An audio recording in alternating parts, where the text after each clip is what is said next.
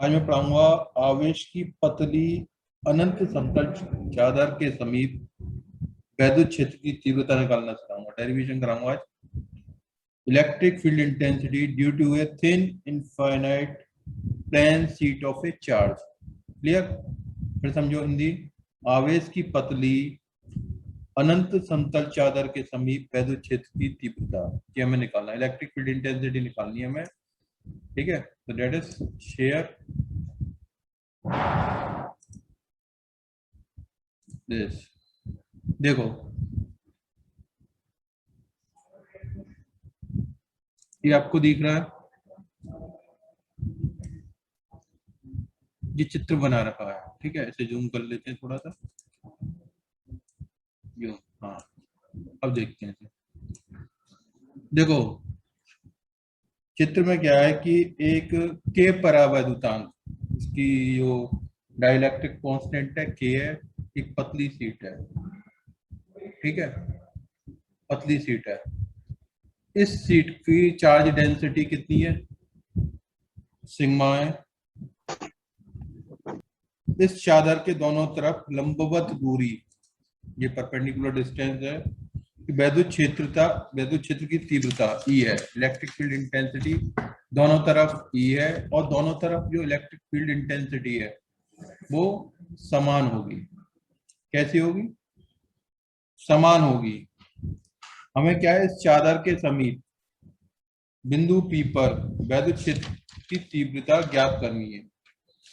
बिंदु पी पर हमें वैद्युत क्षेत्र की तीव्रता ज्ञात करनी है। तो इलेक्ट्रिक फील्ड की इंटेंसिटी ज्ञात करनी है पॉइंट पी पर। क्लियर? चादर है हमारी, सीट है, सीट पर चार्ज कौन सा है? पॉजिटिव है। नॉन कंडक्टिंग सीट है, पॉजिटिव चार्ज है। ठीक है, इस चार्ज सीट के अंदर एक क्या कहते हैं, जो सीट का आपके क्या कहते हैं डीएस अनुप्रस्थ काट है, लॉन्गिट्यूडनल आपका वो है, क्रॉस सेक्शन एरिया क्या है? डीएस। डीएस क्या है? सरफेस, क्रॉस सेक्शन सरफेस है, या क्रॉस सेक्शन एरिया मान लो आपका। तो हमने एक इमेज कर ली कि एक सिलेंड्रिकल फॉर्म में है, सिलेंड्रिकल फॉर्म में है। तो इस क्रॉस सेक्शन एरिया से उस दोनों एज के बीच दूरी समान है। यानी कि आर डिस्टेंस यहाँ से एक सिरे ए से, और आर दूसरे सिरे से, बिंदु पी पॉइंट से इसके सेंटर की दूरी आर है, और बिंदु क्यू पॉइंट से इसके सेंटर की दूरी आर है।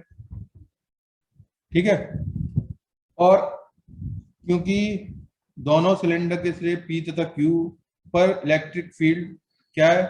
समान है, तथा एक दूसरे के समांतर है, तो इन किनारों पर इलेक्ट्रिक फ्लक्स क्या होगा?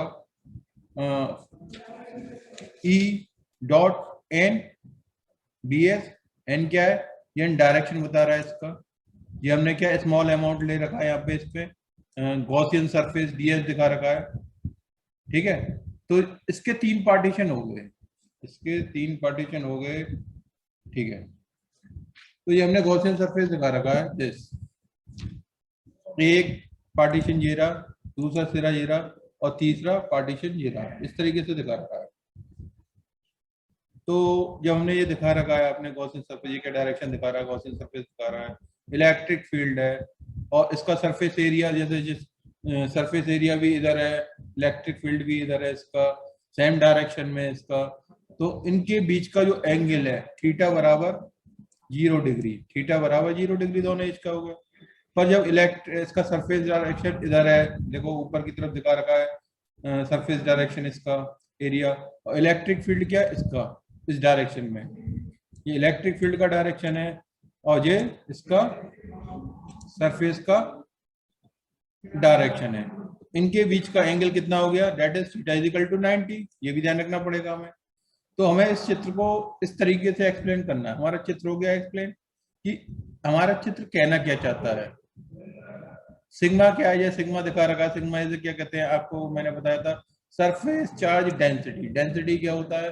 Charge upon area. और इलेक्ट्रिक फील्ड की बात करें तो ये आपको इतना एक्सप्लेन करने के बाद अब देखते हैं आगे हमारा क्या कहता है। ये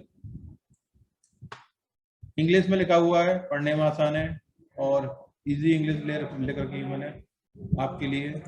हिंदी की बात करते हैं, हिंदी में आपको समझा रहा हूँ, क्लियर ऑल ड्राइंग्स।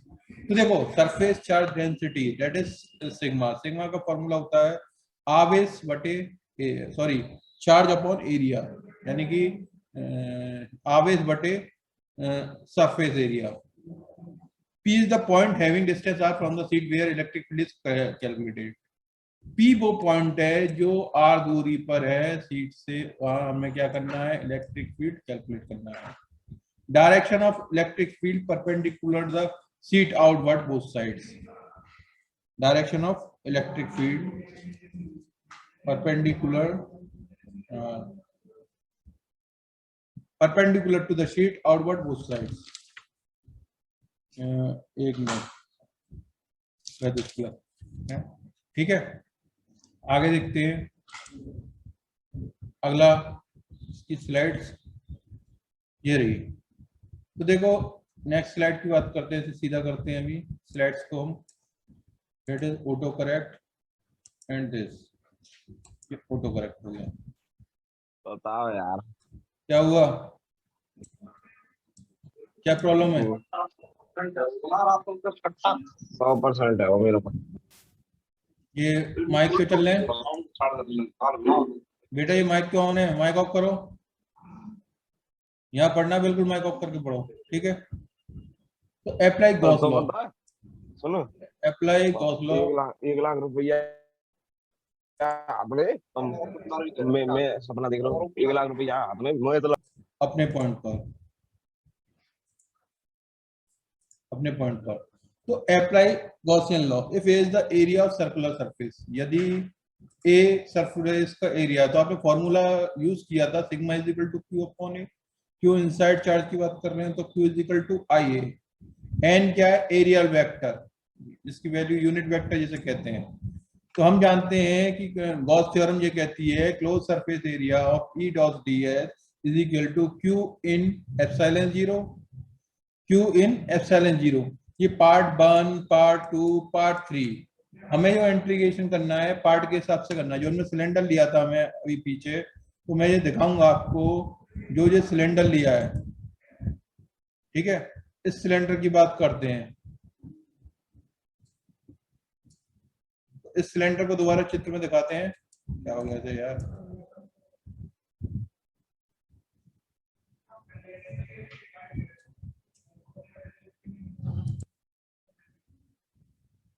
इस सिलेंडर को दोबारा चित्र में दिखाते हैं। देखो बैक करके मैंने 3 पार्टीशन में कर दिया। Part 1, this is the part 1 आपका, this is the part 1, this is the part 2 और ये पार्ट 3।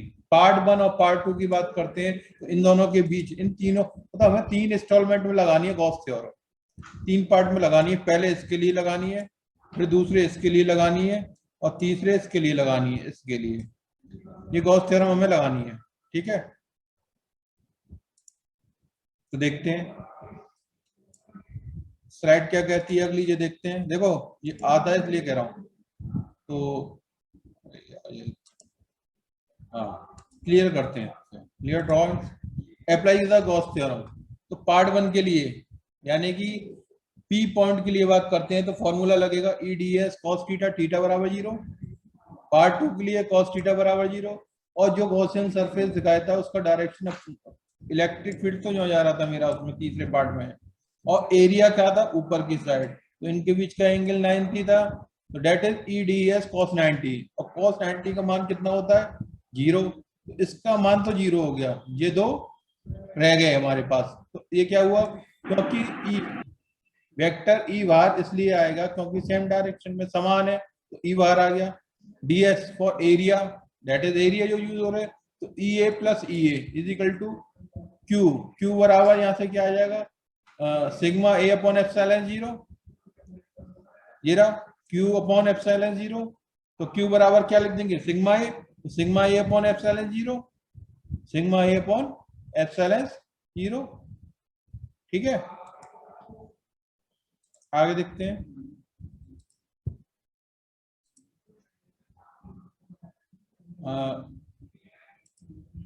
आगे आगे देखते हैं, इसमें ये आ गया। तो जब ये आ गया तो 2 ई ए इज इक्वल टू ई ए, मतलब एप्सिलॉन वो सिग्मा ए, जब हमने से किया सिग्मा ए, दोनों को जोड़ दिया हमने, दैट इज, यार क्या प्रॉब्लम है, that is this sigma A upon epsilon zero, is equal to क्या होगा, sigma upon 2 epsilon zero newton per coulomb. यहाँ एप्सिलॉन जीरो क्या है या एप्सिलॉन नॉट क्या है, परमेबिलिटी ऑफ फ्री स्पेस, जिसका मान होता है 8.86 into 10⁻⁻12 coulomb square upon newton into metre square. ठीक है, यदि जो पॉजिटिव चार्ज की चादर शीट है उसके समीप किसी बिंदु पर इलेक्ट्रिक फील्ड की डायरेक्शन सदैव आपकी सीट के लंबवत या अवे फ्रॉम द सीट होगी। अगर इसके बात करें तो अवे फ्रॉम द सीट होगी। यदि चादर पर, यदि सीट पर नेगेटिव आवेश है तो क्या होगा, पॉजिटिव है, देखो पॉजिटिव में डायरेक्शन क्या है, अवे फ्रॉम है, और नेगेटिव में क्या है, टूवर्ड्स द सीट। तो जो होगी आपकी इलेक्ट्रिक फील्ड की दिशा चादर के परपेंडिकुलर और टूवर्ड द सीट, सीट की ओर होगी। ये ध्यान रखना, डायरेक्शन क्या होगा, अगर पॉजिटिव चार्ज है तो अवे फ्रॉम द सीट, और डायरेक्शन अगर नेगेटिव चार्ज सीट की है तो toward the sheet and perpendicular to the direction. जो इलेक्ट्रिक फील्ड की दिशा होगी वो चादर के लंबवत, सीट के लंबवत तथा टूवर्ड द सीट होगी इन केस ऑफ नेगेटिव चार्ज। अगर पॉजिटिव चार्ज है आपका तो जो इसकी डायरेक्शन होगी वो आपकी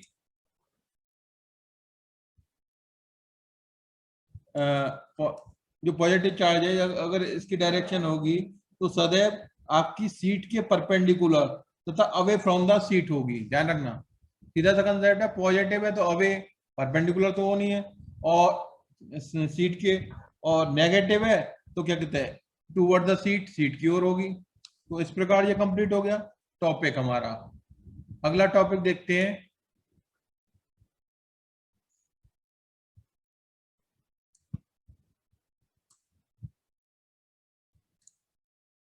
ठीक है, अगला टॉपिक देखते हैं। टॉपिक है आवेश की दो समांतर चादरों के कारण इलेक्ट्रिक फील्ड। तो electric field intensity due to a two parallel sheet of charge. Share करते हैं, देखते हैं क्या है इसमें। ये हिडन क्यों होगा, चलो एक मिनट।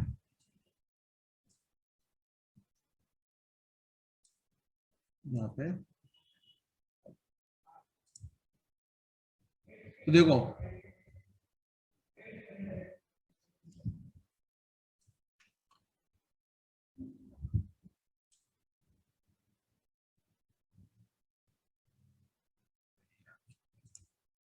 चलो उसे देखते हैं। हेलो, आवाज आ रही है? आ रही है। हेलो, आवाज आ आ रही रही है? सर, ठीक है, आ रही है। देखो इसमें क्या है कि इसमें हम जो देखेंगे, जो electric field intensity due to two parallel sheet of charge, दो पैरेलल सीट हैं जिनके कारण बिंदु पी पर हमें क्या निकालनी है, इलेक्ट्रिक फील्ड इंटेंसिटी निकालनी है, वैद्युत क्षेत्र की तीव्रता की कैलकुलेशन करनी है। दोनों सीट पर चार्ज क्या है, अपोजिट है, इस पर पॉजिटिव चार्ज है, इस पर नेगेटिव चार्ज है। तो कंसीडर यही करते हैं, let two plate having charge positive and negative are situated parallel to each other. माना कि दो प्लेट हैं जिन पर पॉजिटिव तथा नेगेटिव आवेश हैं जो एक दूसरे के समांतर रखी हुई हैं, जिन जो मीडियम का डाइलेक्ट्रिक कांस्टेंट क्या है, के, और हर सीट का सरफेस डेंसिटी क्या है, सिग्मा। सिग्मा क्या है, सरफेस डेंसिटी। माइक ऑन मत करो बिल्कुल भी, ठीक है, माइक ऑन बिल्कुल मत करो। तो सरफेस डेंसिटी क्या है, सिग्मा। ठीक है, अब देखते हैं कि डाइलेक्ट्रिक कांस्टेंट है, सरफेस डेंसिटी ये है सिग्मा। तो electric field intensity at that point, अगर इलेक्ट्रिक फील्ड इंटेंसिटी के सूत्र की बात करी जाए तो अभी आपने निकाला था electric field intensity E is equal to sigma two epsilon zero के क्या डाइलेक्ट्रिक कांस्टेंट है। In case of air the value of K is equal to 1।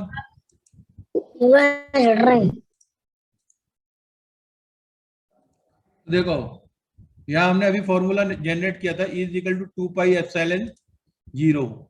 ठीक है, ये के क्या डाइलेक्ट्रिक कांस्टेंट है for air, K is equal to for vacuum K is equal to 1। Direction of E is perpendicular outward to the sheet of positive charge. अगर आप जानते हो कि पॉजिटिव चार्ज है तो इलेक्ट्रिक फील्ड का जो डायरेक्शन है आउटवर्ड होगा, और नेगेटिव चार्ज है तो इलेक्ट्रिक फील्ड का डायरेक्शन आउटवर्ड इनवर्ड होगा। तो इलेक्ट्रिक फील्ड की दिशा आपकी सीट के लंबवत, अगर पॉजिटिव चार्ज है तो आउटवर्ड है, आउटवर्ड होगा, और नेगेटिव चार्ज है तो टूवर्ड द सीट होगा, मतलब सीट की तरफ होगा। आपको मैंने बताया था ये पॉजिटिव चार्ज, ठीक है, और ये नेगेटिव चार्ज है ना। पॉजिटिव से नेगेटिव चलती है सप्लाई, आप जानते हो, बीच में से कट मार देते हैं। तो पॉजिटिव का डायरेक्शन आउटवर्ड और नेगेटिव का डायरेक्शन इनवर्ड दिखाता है, ये बताया था आपको। तो देखो आगे देखते हैं, डायरेक्शन ऑफ ईस्ट ये बता दिया मैंने। If P is the point between two seat, माना कि दो सीटों के बीच का पॉइंट पी है, जिसके कारण इलेक्ट्रिक फील्ड की इस सीट वन के कारण, दो सीट है, इलेक्ट्रिक फील्ड की इंटेंसिटी क्या होगी, E one is equal to, देखो अभी दिखाता हूं मैं आपको, E one is equal to, ये क्या है, ठीक है, E one is equal to दिया गया, देखो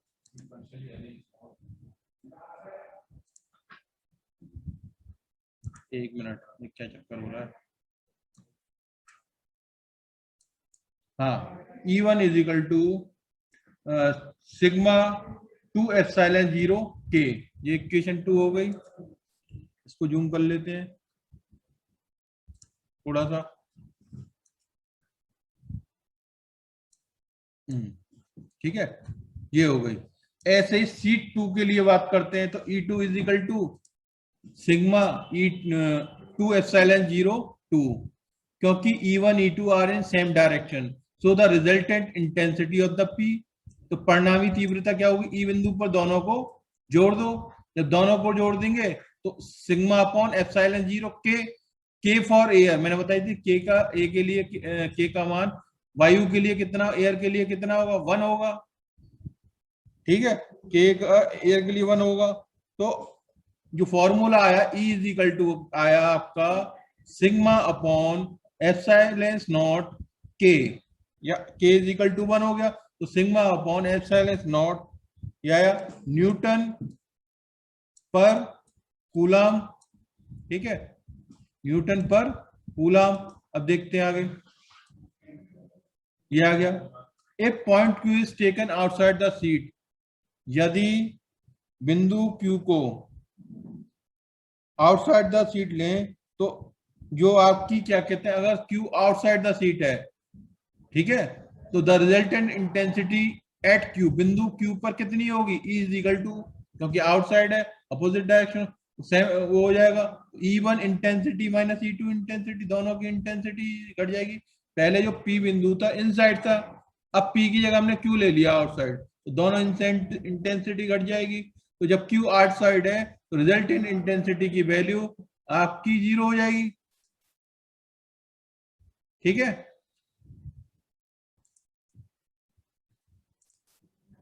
अब देखते हैं पोटेंशियल डिफरेंस की बात करते हैं। तो E बराबर फॉर्मूला होता है बी अपॉन डी, तो बी बराबर ई डी, पोटेंशियल डिफरेंस बराबर ई डी, तो E is equal to sigma upon epsilon zero.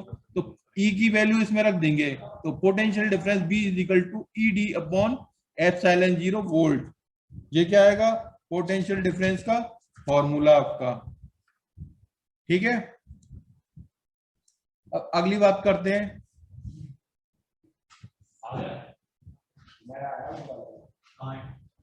ठीक है, ठीक है, अब देखते हैं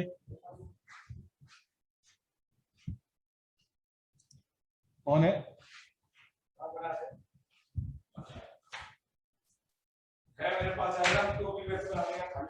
ठीक है, अगला टॉपिक देखते हैं कैपेसिटर क्या होता है, क्या होता है ये देखते हैं। ठीक है, तो इसके लिए देखते हैं कैपेसिटर की बात करते हैं, कैपेसिटर क्या होता है देखो, फिर इसका वीडियो देखेंगे, वीडियो कैपेसिटर। कैपेसिटर या संधारित्र कंडेंसर जिसे कहते हैं हम, कैपेसिटर एक ऐसी डिवाइस है जो यूज की जाती है, which is used to store large amount of charge, which is used to store large amount of charge। Clear? तो देखो यानी कि कैपेसिटर एक ऐसी युक्ति है जिसमें आवेश को, मात्रा को, अधिक मात्रा को स्टोर किया जाता है। बेकार इफ क्यू चार्ज है, ठीक है, Q charge is given to the capacitor, capacitor संधारित्र को दिया जाता है। बी क्या है? पोटेंशियल डिफरेंस है, विभवांतर है। तब हम ये देखते हैं कि जो वोल्ट है, volt is directly proportional to the charge, या आप कह सकते हैं charge is directly proportional to the potential difference. तो Q बराबर CV, C क्या है? कैपेसिटेंस, तो C is equal to Q upon V। Q की यूनिट क्या है? Coulomb upon volt. जब पोटेंशियल और चार्ज के बीच हम ग्राफ खींचते हैं तो एक स्ट्रेट लाइन बनाते हैं, इसका मतलब जैसे जैसे आप चार्ज बढ़ाओगे वोल्टेज बढ़ना चाहिए। तो दैट इज यूनिट क्या होगी? Farad. C is called capacitance, धारिता। तो देखो धारिता की डेफिनेशन क्या कहती है? Capacitance of a capacitor may be defined as the ratio of charge to the potential difference of capacitance. यानी कि किसी संधारित्र की धारिता को हम डिफाइन कर सकते हैं कैसे? उसके पोटेंशियल डिफरेंस को पर उसके चार्ज की पर यूनिट पोटेंशियल डिफरेंस का अनुपात को। ठीक है, रेशियो ऑफ चार्ज यानी कि आवेश की प्रति यूनिट पर यूनिट विभवांतर का अनुपात ही आपका क्या कहते हैं? संधारित्र की धारिता कहलाती है। इसके डायमेंशन होती, इसकी वो होती है dimension ml inverse L-2T4AQ। 1 farad क्या होता है? इनकी वैल्यू देखो, अगर Q बराबर 1, V बराबर 1, तो यूनिट क्या आएगी? 1 फैरेड। तो capacitance, a capacitor is said to have capacitance is 1 farad. यदि एक कूलम आवेश एक वोल्ट पोटेंशियल डिफरेंस में प्रोड्यूस किया जाता है कोई कैपेसिटर, तो उसकी धारिता क्या कहलाएगी? 1 फैरेड। ठीक है, अब इसका एनिमेशन देखते हैं, जो पढ़ाया अभी तक, एनिमेशन देखते हैं कैसे चार्जिंग कैसे डिस्चार्जिंग होता है। ठीक है, थोड़ा सा जल्दी करते हैं, जल्दी जल्दी दिखाऊंगा। ये कैपेसिटर के टाइप्स दिखा रखे हैं आपको कि सुपर कैपेसिटर कहलाता, इस टाइप का होगा, इस तरह के कैपेसिटर को कहते हैं मिका कैपेसिटर, ये होता है ना। और देखो नाम भी है, नाम भी चल रहा है आपका, ये लिखा हुआ है। ठीक है, सिरेमिक कैपेसिटर ये होते हैं, सिरेमिक कैपेसिटर ये होते हैं। इलेक्ट्रोलाइट कैपेसिटर ये कहलाता है, आपने देखे होंगे डिफरेंट टाइप्स के कैपेसिटर होते हैं। ये काम कैसे करते हैं ये देख लें, 1 मिनट 34 सेकंड है, काम देखते हैं। 1 minute, this is clear all drawings. ठीक है, तो इसका देखते हैं आगे बढ़ा के। ये देखो, ये क्या होता है? एक शीट होती है, शीट मिका प्लेट्स होती है, ये इसका आउटर के शेल कहलाता है, प्लास्टिक कवर।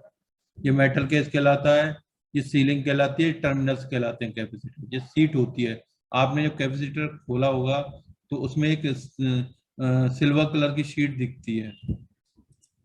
ठीक है, कैपेसिटर क्या करता है? चार्ज करता है, बीच में उसको क्या कहते हैं, जो वो आता है आपका एसी लूप में, एसी में आता है तो वो क्या करता है? उसे डिस्चार्ज कर देता है। एक बार फुल चार्ज हो जाता है, डिस्चार्ज कर देता है, फिर लूप बदलता है, फिर चार्ज होता है। C बराबर Q अपॉन V होता है। ये देखो, ये इलेक्ट्रॉन्स हैं, नेगेटिव चार्ज है, ऊपर जाते हैं, ये चार्ज आ जाता है, ठीक है, कल देखेंगे इसे। आज इस तरीके देखो फुल चार्ज हो गया, चार्ज होने के बाद ये डिस्चार्ज हो जाएगा, जो दिखा रखा है इन्होंने। अब देखते हैं आपके क्या कहते हैं